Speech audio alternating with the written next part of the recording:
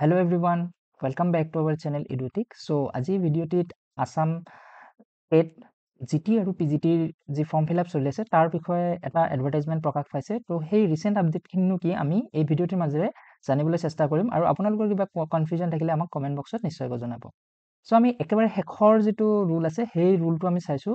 The edit option for all fields in respect of the applicants who have successfully submitted online application will be open with effect from 22 November till 30 November. তাৰ মানে আপোনালোকৰ যিখিনি edit option সকলোৰে question আছিলে মোৰ অমুকটো ভুল হৈছে কিবা এটা ভুল হৈছে সেই গোটেই ফিল্ড ফৰ অল ফিল্ডছ গোটেইখিনি ফিল্ডৰ বাবে খুলি দিয়া হ'ব।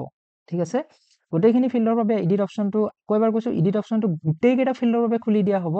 যিখিনি আছিলে যাতে ছাত্ৰ ছাত্ৰীসকলে কি কৰিব পাৰে বা এস্পিৰেণ্টসকলে সেইখিনি এডিট কৰিব পাৰে আৰু বা কাৰেক্ট কৰিব পাৰে উইদিন দ্য টাইম 8 দিন দিয়া হৈছে 22 নৱেম্বৰৰ পৰা 13 নৱেম্বৰলৈকে। ঠিক আছে, নেক্সট আৰু আমাৰ যি পোষ্টৰ অনলাইন ফৰ্ম ফিল আপৰ লাষ্ট ডেট আছিল সেই লাষ্ট ডেট 5 দিন পিছুৱাই দিয়া হৈছে, অৰ্থাৎ 20 নৱেম্বৰলৈকে দিয়া হৈছে।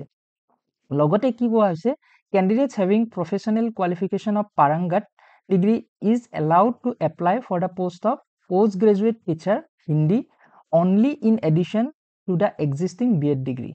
ঠিক আছে, গতিকে যিসকল ছাত্ৰ ছাত্ৰীৰ পাৰংগত ডিগ্ৰীটো আছিল তেওঁলোকৰ যদি BEdও আছে তেতিয়াহ'লে they can apply for post graduate teacher হিন্দীত এপ্লাই কৰিব পাৰিব।